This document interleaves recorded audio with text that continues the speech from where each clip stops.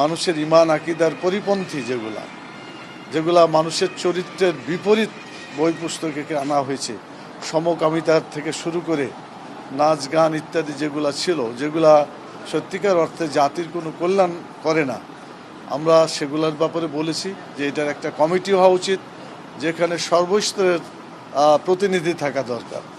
যেমন university, college, তারপরে মাদ্রাসা, সব ধরনের প্রতিনিধি নিয়ে একটা সুন্দর কমিটি করে একটা জাতির জন্য কল্যাণকর, যাতে বই পুস্তক আগামী দিনে ছেলেরা পড়তে পারে তার একটা ব্যবস্থা করার জন্য আমরা প্রস্তাব রেখেছি। দ্বিতীয়ত আমরা বলেছি যে শিক্ষক সমাজ আজকে অনেকেই ক্ষতিগ্রস্ত, বিশেষ করে তারা ক্লাস বাদ দিয়ে তাদের অধিকার আদায়ের জন্য প্রেস ক্লাবে, আপনাদের বিভিন্ন জায়গায় আপনারা দেখেছেন যে রাত্রে দিনে বিভিন্নভাবে মশার কামড় খেয়ে, এমনকি রমজান মাসে সেহরি ইফতারও করতে পারে না, অনেক কষ্টকর অবস্থায় তারা তাদের অধিকার আদায়ের জন্য চেষ্টা করছে। আমরা সেখানে গিয়েছি, তো একটা মানুষের তো 5টা অধিকার থাকে: খাদ্য, বস্ত্র, শিক্ষা, চিকিৎসা, বাসস্থান। তো এগুলো শিক্ষকদেরও থাকা দরকার।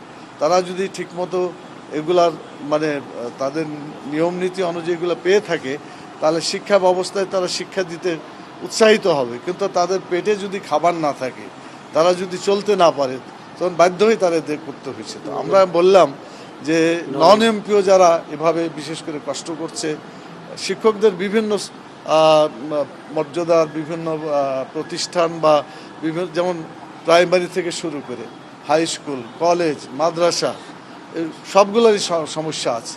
তো সব শিক্ষকের আলাদা আলাদাভাবে সংগঠন আছে। আমরা বলেছি তাদের সাথে কথা বলে যেগুলো মিনিমাম না করলেই তারা চলতে পারে না, সেই সব অধিকারগুলো, মৌলিক মানবীয় অধিকারগুলো পূরণ করে তারা যাতে রাস্তাতে না থাকে, তারা যাতে ক্লাসরুমে ফিরে যেতে পারে এবং সেখানে ছাত্রদের লেখাপড়া করাতে পারে। গোটা জাতিকে আলো দেখাবে তারা, কিন্তু আজকে তারা আলো না দেখে নিজেরাই আলো খোঁজার জন্য বিভিন্ন জায়গায় চেষ্টা করছে। তো এটার ব্যাপারে ওনারা অ্যাগ্রি করেছেন এবং আশা করা যায় তারা এটা নিয়ে আলোচনা করবেন। আর সবচেয়ে বড় কথা হলো যে আমাদের দেশের সমস্ত শিক্ষা প্রতিষ্ঠানকে জাতীয়করণ করা উচিত, সকলের দাবি এটা। তো এটা একদিনে পারা যাবে না, আমরা বলেছি গ্র্যাজুয়ালি।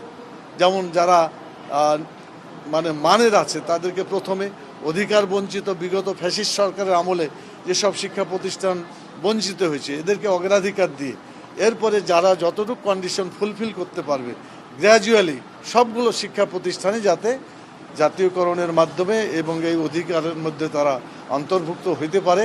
সেজন্য আমরা এটাও বলেছি যে আমাদের এই দেশে কিছু ভুয়া শিক্ষা প্রতিষ্ঠানও থাকে, যারা ছাত্র নাই অথবা বিভিন্নভাবে এটা করা হয়েছে।